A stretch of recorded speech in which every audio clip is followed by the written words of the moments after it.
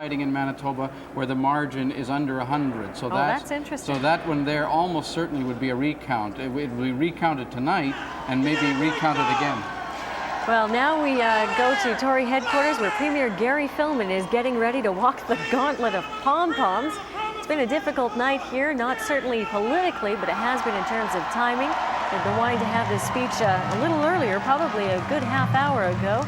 But there was some kind of incident that we're still not entirely clear about that forced the room to be cleared. Everyone had to go and wait in the parking lot. Filmon and his family retreated to their campaign bus to find out what was going on. There was a search of the room. They were given the all clear. Hundreds of people came back in, and Mr. Filmon and his family waited upstairs for the room to fill again, for people to get organized and ready for their reception. There he is now, greeting people that he obviously knows well and who have supported him throughout this 5-week campaign. He will serve his 3rd term as Premier of Manitoba now. He came into political life as the leader in 1988 with a minority government. In 1990, he was able to do better and secure a majority. But coming into this race 5 weeks ago, he had the slimmest of leads, 29 seats, the very least he could have for a majority government. Tonight, he's picked up 2 that we know have. It looked like 32.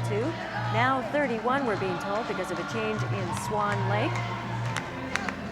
And we see him with his wife, Janice Filmon, their children lining up in behind, and a grandchild on the far side. That is not Gary Filmon's child. No, that's his daughter's child. And on my street the other day, Janice Johnson, his wife, was pushing the granddaughter. Janice Filmon. The Janice Filmon, I'm sorry. Yes, pushing the stroller along with her granddaughter, a new granddaughter.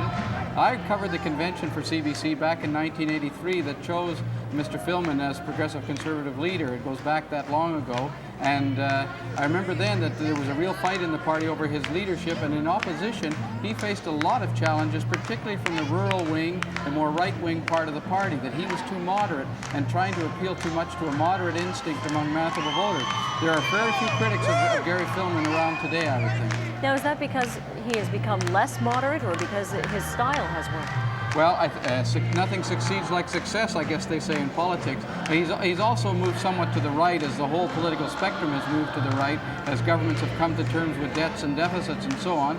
And some of the hard-line right-wingers that people have described that way, the people like Don Orchard and Clayton Manis, have left the party, and at some point they had to give up battling the Filmon leadership because he was firmly in control of the party. And one of the interesting things he's done is broaden the party's base of support in many significant ways. Woo! Woo!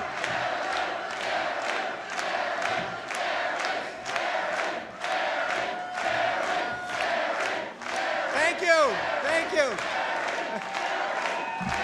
Thank you. Thank you. Wow, does it ever feel good. This is outstanding, and you are all responsible. Thank you.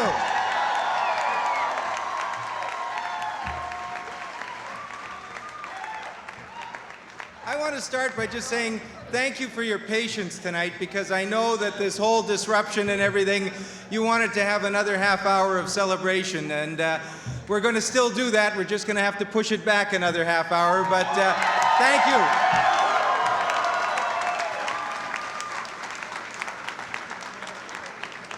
Those of you who know me know that I am sort of a sports fan, and this is known as a three-peat. And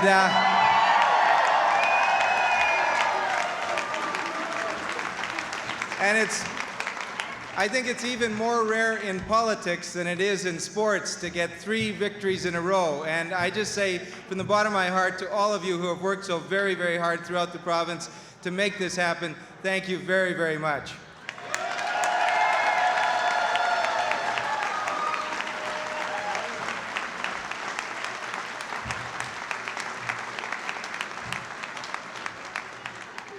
This is the end of a long and very, very hard contested campaign. And I might say that I'm emotionally drained, as I'm sure many of you are after all of the events of the past 35 days. But I'm not emotionless. I feel very, very humble right now at the trust that the people of Manitoba have placed in me and our government and our team that's going to lead this province over the next 5 years.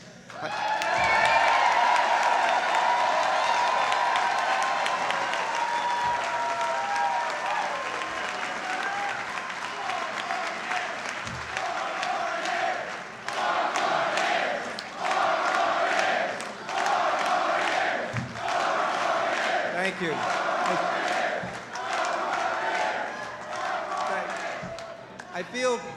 I feel very, very humbled by the support of hundreds of thousands of people throughout the province. This is indeed a very, very large victory and something that I think we all can feel very, very grateful for.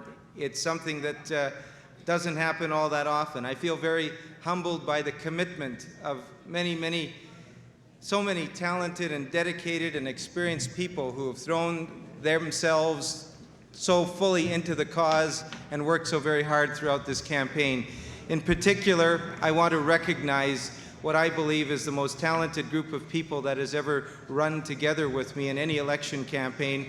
All of the candidates who did what I believe is the most important thing in our democracy, and that is they gave of themselves personally. They put themselves forward to run for public office for the greatest calling, I still believe, in this democracy, in this democratic world of ours.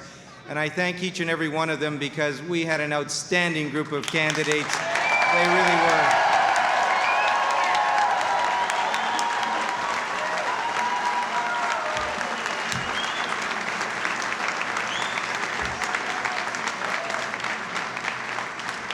And I'm absolutely thrilled that quite a number of new ones have been elected and joining a great team and going to make a tremendous contribution for the future of this province. And we're really looking forward to working together with you as we plan the future of this great and beautiful province of ours. I want to particularly thank the people of my own constituency, Tuxedo, the many loyal workers, and I see so many of you in the audience, and I know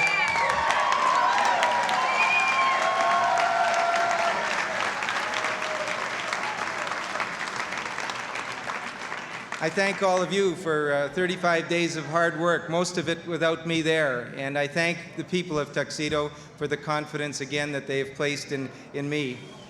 I want to just say a word of congratulations to all of those who ran in this election, in particular the other parties and their candidates, because they too made substantial sacrifices. They too made significant commitments to the democratic process. I want to thank particularly and congratulate Mr. Dewar and all of his candidates for their efforts in running a very strong campaign.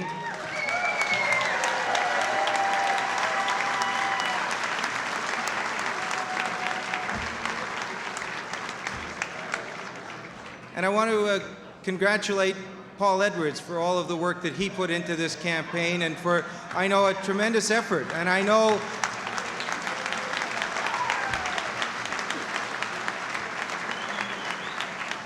he and his candidates worked very, very hard. I think I can feel a little bit of what he's going through because in 1988, I came within less than 130 votes of losing my seat as leader. And I know that the leaders bear a significant load in having to go and campaign in 56 other constituencies and sometimes leave their own constituency behind and as a result put themselves in a vulnerable position. And I just want to say to Mr. Edwards that I know that he's got a tremendous talent and a great deal of ability, and I'm sure that we're going to hear more from him in the future, but I want to congratulate him for all the things that he's done in public life.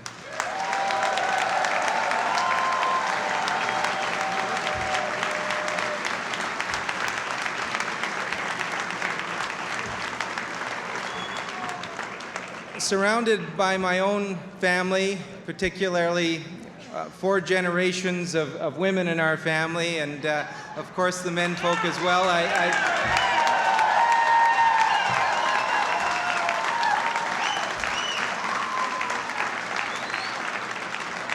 I want to say thank you to the families who've been involved in this campaign, and I particularly am so grateful to my own family for their support, for their loyalty, and for their love at all times. And thank you very much, all of you. You're wonderful. I love you.